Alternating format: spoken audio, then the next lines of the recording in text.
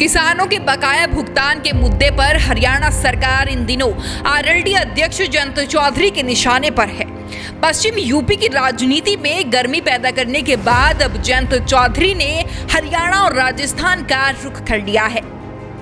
26 दिनों से धरने पर बैठे हिसार जिले के किसान सरकार से बकाया भुगतान और उचित दाम और कई विभिन्न मांग कर रहे हैं। लेकिन इस आंदोलन में आरएलडी अध्यक्ष जयंत चौधरी ने जब हिस्सा लिया तो खट्टर सरकार की नींद उड़ा दी। इस दौरान जयंत ने सरकार पर किसानों की अनदेखी का भी गंभीर आरोप लगाया है। देखिए, मैं तो किसानों से मिलने आया हूँ। किसानों की कपास की पैदावार नष्ट हो गई और प्रशासन की कमजोरी के कारण कुछ चंद लोगों की मिली भगत और भ्रष्टाचार के कारण किसानों को वंचित रखा गया मुआवजे से, जो उनका हक बनता है। अब 26 दिन से किसान सड़क पर बैठे हैं। यहाँ के किसान क्रांतिकारी हैं, संघर्षशील हैं। 26 दिन तो क्या, जब 13 महीने भी डट के सड़क पर बैठे थे किसान, तो मैं उनका साथ देने आया हूँ। चौधरी चरण सिंह जी की बहुत इज्जत इस क्षेत्र में आज भी है। चौधरी अजीत सिंह जी को भरपूर प्यार इस क्षेत्र ने दिया और आज मैं लोगों का आशीर्वाद देने आया हूँ।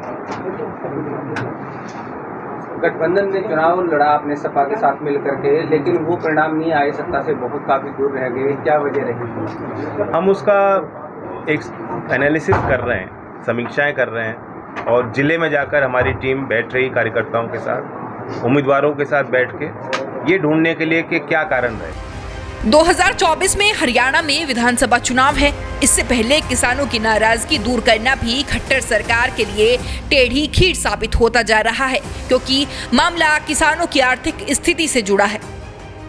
हालांकि जयंत चौधरी ने हरियाणा में विधानसभा चुनाव लड़ने से इनकार किया है, लेकिन जयंत चौधरी ने किसानों के जरिए राजस्थान में चुनाव के आगाज का भी ऐलान कर दिया है।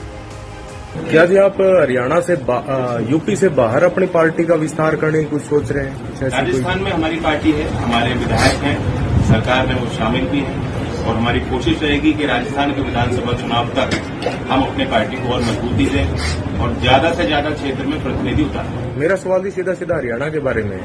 हरियाणा की मैंने कहा मेरी कोई चुनावी मंशा नहीं। आज मैं आया हूँ, लोगों की बात समझूंगा, सुनूंगा उनकी बात और उनसे कुछ न कुछ लेके जाऊंगा, उनकी आशीर्वाद लेके जाऊंगा, हिम्मत लेके जाऊंगा। मैं चाहता हूं हमारी पार्टी का संगठन मजबूत है। दरअसल जयंत चौधरी महंगाई से लेकर किसानों के मुद्दे पर किसी भी तरह से सरकार को घेरने का कोई भी मौका नहीं छोड़ रहे हैं, जहां उन्होंने निजीकरण को लेकर भी सरकार पर निशाना साधा है। बीजेपी ने ये कहा था कि हम सत्ता में आएंगे तो रोजगार देंगे, लेकिन ये कुछ नहीं दे पाए। मैं आपको पूछना चाह रहा हूँ, हम BSNL बेचेंगे लेकिन वोडाफोन सरकार खरीदेगी जी, इसमें कोई लॉजिक आपको नजर आ रहा है? रेलवे बजट खत्म कर दिया। पहले चर्चा होती थी कि रेलवे की सेवा स्तर को कैसे बेहतर करें, कहाँ नई ट्रेन बनाएं। अगर रेलवे कर्मचारियों की शिकायत होती थी उस पर भी सदन में चर्चा हो पाती थी, वो चर्चा भी नहीं हो पा रही। और उनकी सेवाओं में भी आप देख रहे हैं कि कटौती हो रही है। जो वरिष्ठ नागरिक हैं, सीनियर सिटीजन हैं, उनके लिए टिकट महंगे कर दिए जा रहे हैं। कोई सवाल नहीं कर पा रहा। एक युवाओं को संदेश अंत में। युवा, देखिए मैं अभी कुछ साल तक मैं भी युवा हूँ तो हमें साथ मिलके काम करना है। दरअसल 26 दिनों से नारनौंद हरियाणा में विभिन्न मांगों को लेकर चल रहे किसानों के धरने प्रदर्शन में शामिल होने जयंत चौधरी पहुंचे थे, क्योंकि हरियाणा में शुगर मिल बनौदी और गन्ना उत्पादकों के बीच 100 करोड़ रुपए के बकाया भुगतान को लेकर विवाद सुलझता हुआ नहीं दिखाई दे रहा है। मिल और प्रशासन जहां किसानों को बकाया भुगतान का आश्वासन दे रहा है, वहीं ये बकाया लगातार बढ़ता भी जा रहा है। ऐसे में देखना दिलचस्प होगा कि क्या आंदोलन में जयंत की एंट्री के बाद सरकार पर किसी तरह का दबाव बनता है या फिर मामला और भी गर्म होने जा रहा है। Bureau report, news 80 desk.